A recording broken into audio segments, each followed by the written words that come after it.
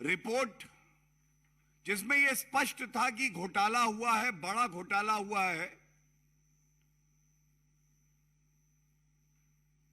भेजी दिल्ली सरकार के जो विजिलेंस के सेक्रेटरी हैं उन्हें, और 2.5 साल पहले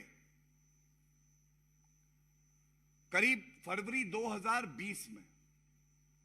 तो पहला सवाल अरविंद केजरीवाल जी ये है, अगर आप ढोंग पाखंड और जो नौटंकी आप कर रहे हैं उसमें इतने व्यस्त नहीं थे, तो ये रिपोर्ट जो भेजी गई 2.5 साल पहले आपको, हमारे बच्चों की शिक्षा और क्लासरूम को लेकर जो घोटाला हुआ है, आपने इसका संज्ञान लिया, और संज्ञान लिया तो 2.5 साल में क्या कार्रवाई करी? ये पहला प्रश्न है हमारा। और इस बार नाटक करने से काम नहीं चलेगा, क्योंकि तथ्य बहुत मजबूत हैं।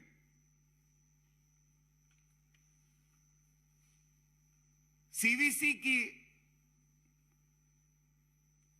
जो विवेचना करी उसने, और जो तथ्य सामने आए, मैं आपके समक्ष रख के कुछ और सवाल पूछूंगा।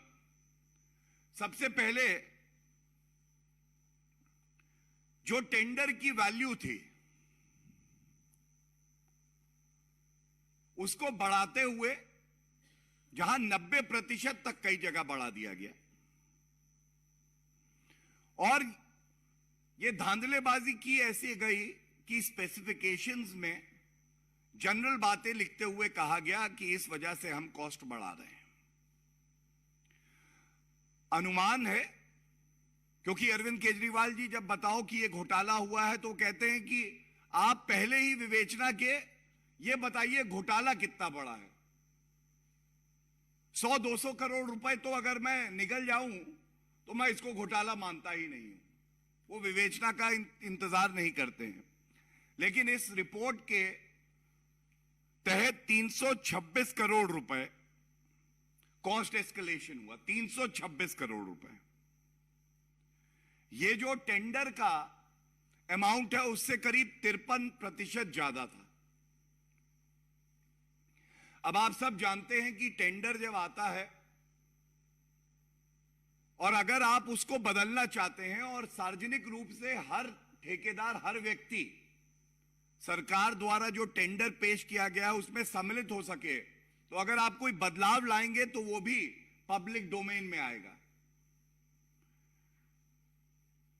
लेकिन ऐसा अरविंद केजरीवाल जी की सरकार नहीं करती है। इस रिपोर्ट में यह भी तथ्य आया है,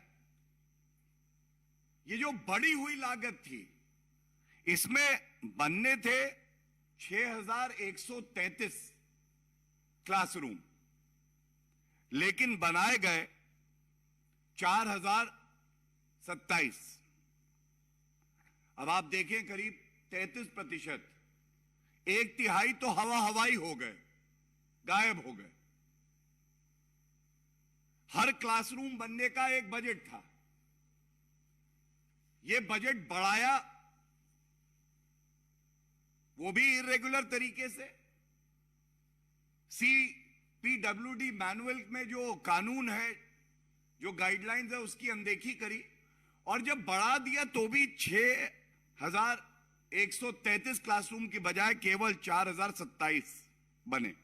अरविंद केजरीवाल जी, ये कृपया करके बताइए, ऐसा फिर से प्रतीत होता है कि ये 33% क्लासरूम जो कम बने बढ़ी हुई लागत पे, ये भी घूम के काला धन आप ही की तिजोरी में आया है। क्या हमारे तथ्य गलत हैं? ये सवाल पूछने का हक तो दिल्ली की जनता को है ना। इसमें फिर अगली बात जो आती है, देखिए, घोटाला करने में अगर कोई एक्सपर्ट हो गया है, जो सुबह शाम रात दिन सोच रहा है कि कैसे घोटाला करके धन अर्जित करूं, तो वो अरविंद केजरीवाल और मनीष सिसोदिया है, क्योंकि ये जो विभाग है, मंत्रालय है, ये उन्हीं के पास है। जरूरत थी अतिरिक्त शौचालय जो हैं स्कूल में 160 की, बनाते कितने हैं? रिपोर्ट के हिसाब से कहते हैं 1214 की जरूरत है। कहां 160, कहां 1214। और सबसे दुखद मैं समझता हूं, इतनी पीड़ा है इस बात को जानकर, ये जो क्लासरूम गिन रहे हैं इसमें टॉयलेट जो बनाए बच्चों के, उसको क्लासरूम में गिन लिया है। खबरदार अरविंद केजरीवाल जी, इस देश के बच्चे, दिल्ली के बच्चे, उनके भविष्य से आप खिलवाड़ मत करिए।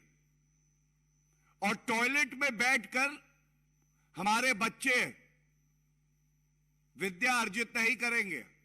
उनके लिए क्लासरूम होने चाहिए, सहूलियत होनी चाहिए। टैक्स पेयर का रुपया है, ये टैक्स पेयर आज आपसे पूछता है क्या ये सत्य है या नहीं है कि आपने टॉयलेट्स को क्लासरूम में गिनती करवा दी क्योंकि आपको घोटाला करना था। जितने अतिरिक्त क्लासरूम का नंबर बढ़ेगा उतना रुपया अंदर आएगा, यह अरविंद केजरीवाल का मूल सिद्धांत था।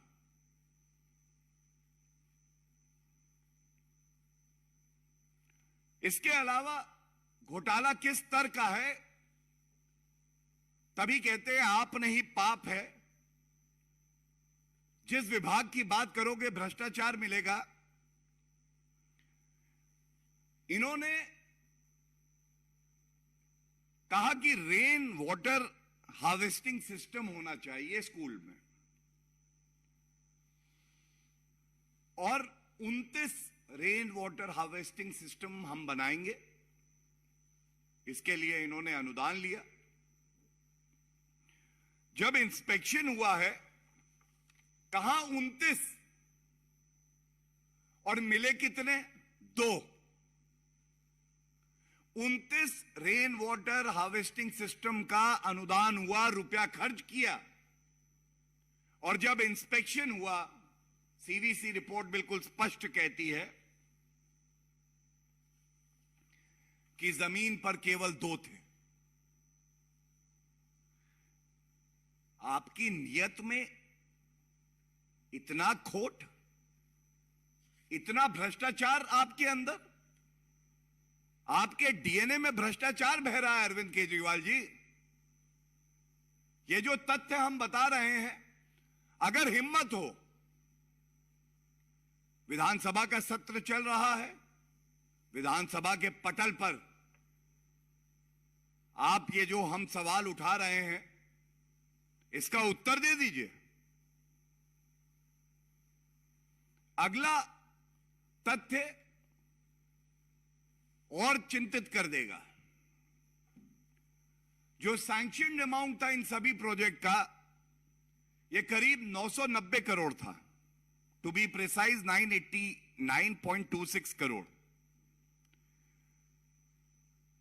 जो अवार्ड वैल्यू थी सारे टेंडर्स की, ये 860 करोड़।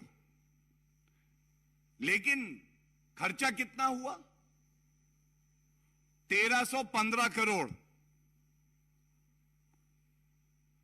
अगर 860 करोड़ के टेंडर आपने दिए तो ये 1315 खर्च कैसे हुआ? क्या जनता हिसाब नहीं लेगी 450 करोड़ ये जो अतिरिक्त है उसका?